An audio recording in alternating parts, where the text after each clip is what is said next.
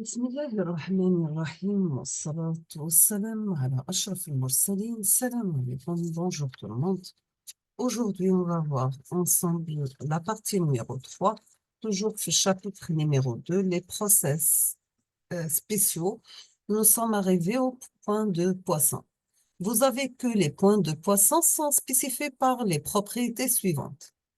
Premièrement, le nombre de points n T1 et T2 dans l'intervalle T1 et T2 de longueur T qui est égal à T2 moins T1. C'est une variable aléatoire ayant une distribution de Poisson de paramètres lambda T.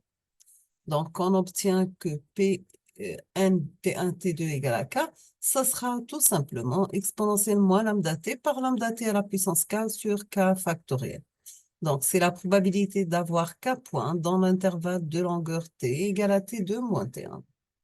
Deuxièmement, c'est les intervalles T1 et T2 et T3 et T4 ne se chevauchent pas. Alors, les variables aléatoires NT1 et T2 et N3 et 4 sont indépendantes. En utilisant les points de Poisson, on va définir le process stochastique x de t qui est égal à N0 et t. X de t, c'est un process stochastique discret d'espérance E de x de t égale la somme de xi par p de i. Donc, c'est la somme par rapport à i de xi par la probabilité de process x de t égale à xi.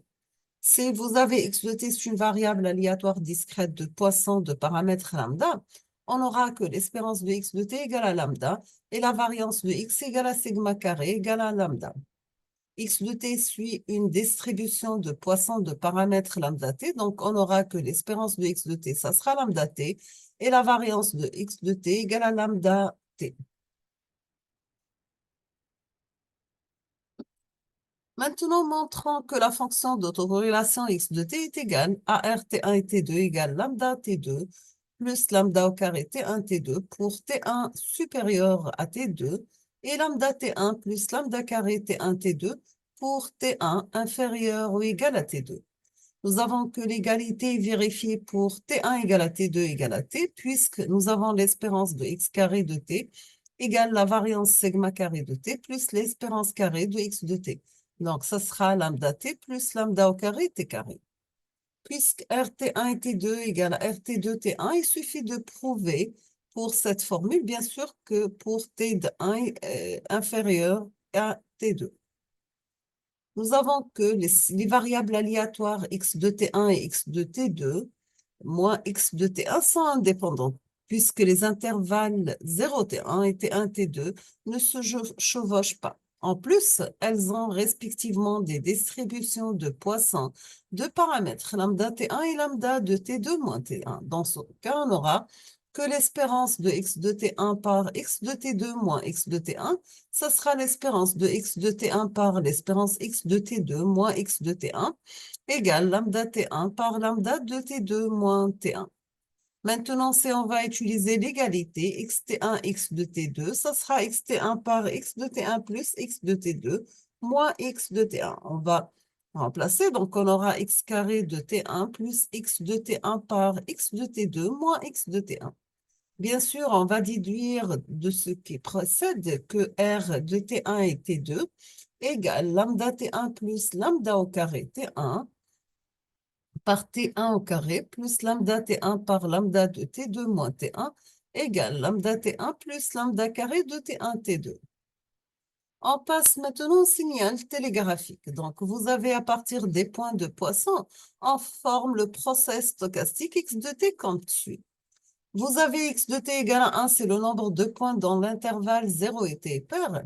X de t égale à moins 1, c'est le nombre de points dans l'intervalle 0t et impair. On vous demande de calculer l'espérance de x de t et r de t1 et t2.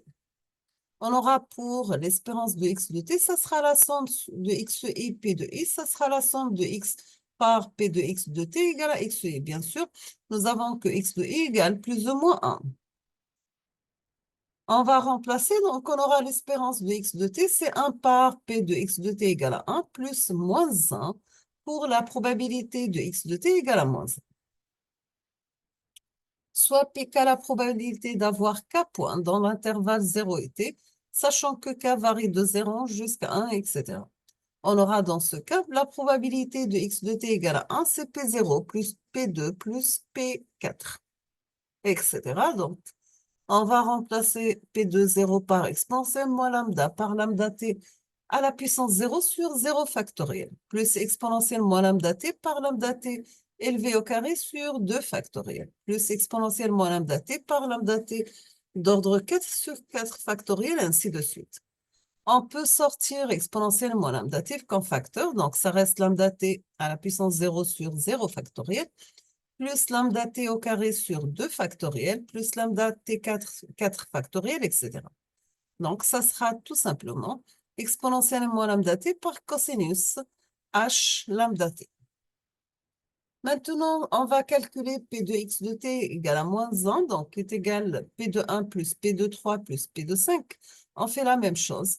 Donc, ce sera exponentielle moins lambda t par lambda t d'ordre 1 sur 1 factoriel, plus exponentielle moins lambda t par lambda t cube sur 3 factoriel, plus exponentielle moins lambda t par lambda t à la puissance 5 sur 5 factoriel, etc.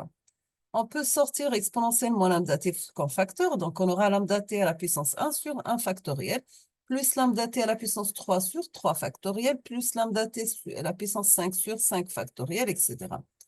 On aura exponentielle lambda t par sinus hyperbolique de lambda t. À la fin, on obtient que l'espérance de x de t, ça sera la probabilité de x de t égale à 1 moins la probabilité de x de t égale à moins 1. Après, on aura la présimplification qui est égale à exponentielle moins 2 lambda t.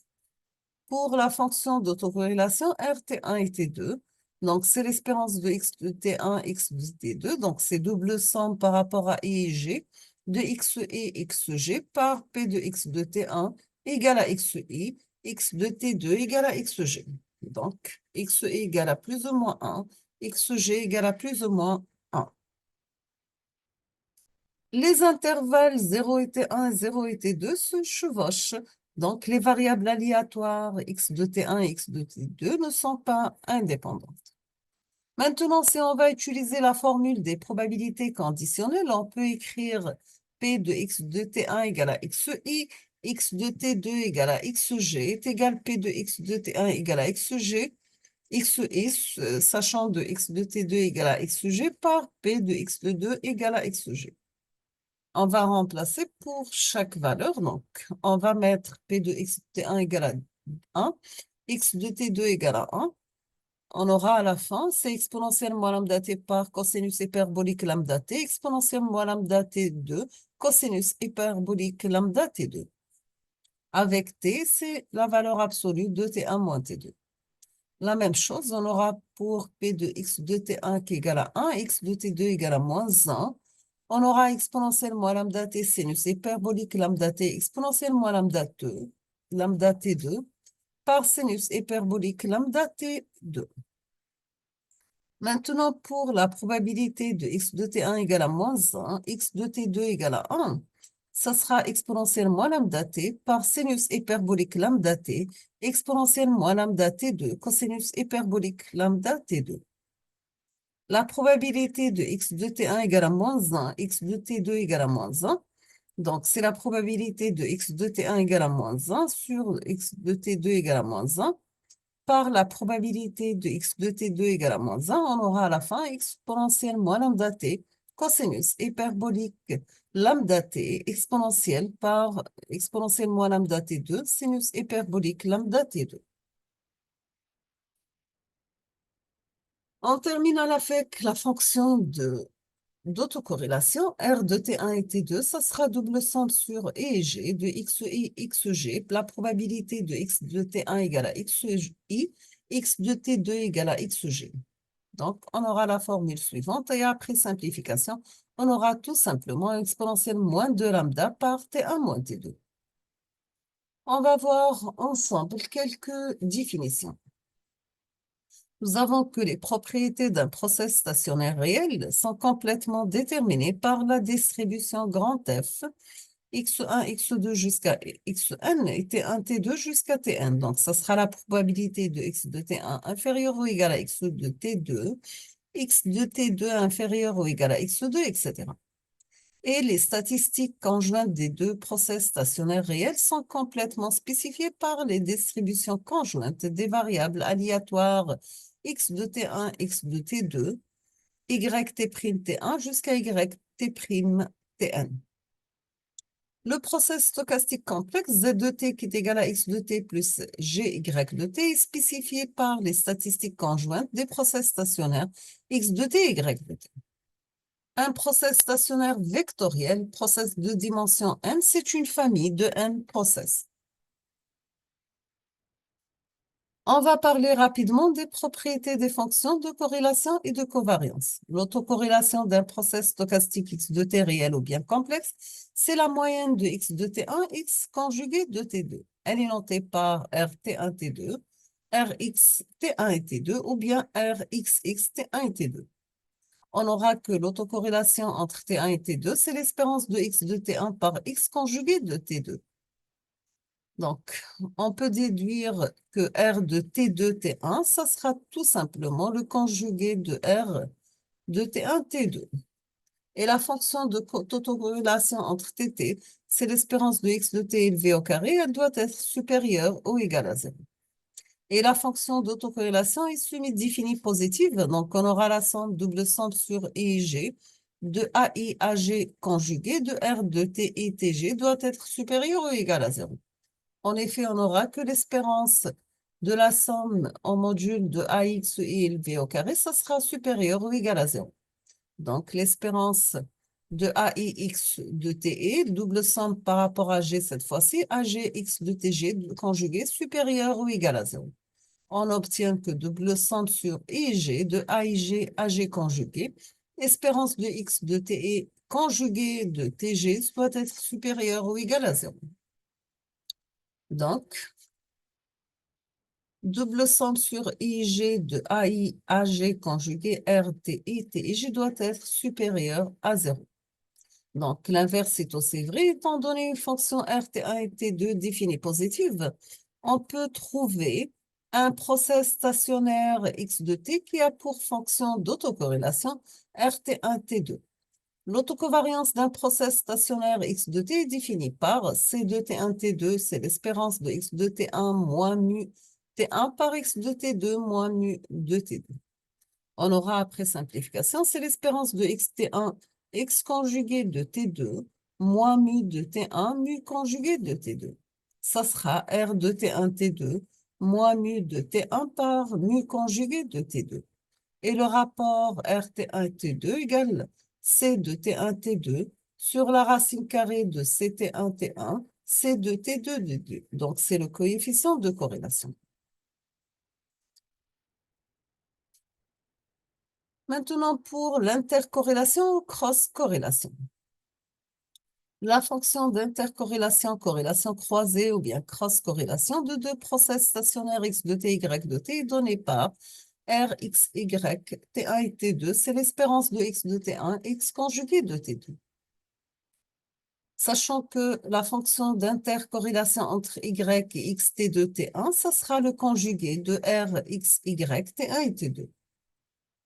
De la même, on aura que la cross-covariance de x de t, y de t est donnée par R, x, y de t1, t2 moins mu de x de t1 par mu conjugué de t2.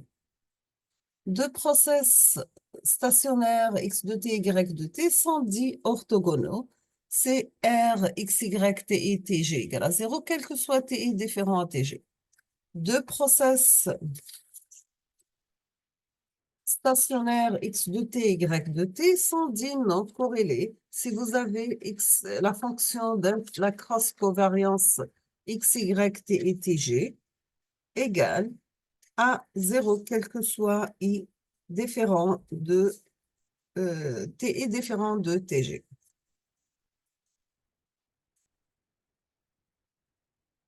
On va s'arrêter ici aujourd'hui. On termine la suite dans la prochaine vidéo, Inch'Allah. Donc, je vous remercie infiniment pour votre attention et à la prochaine vidéo.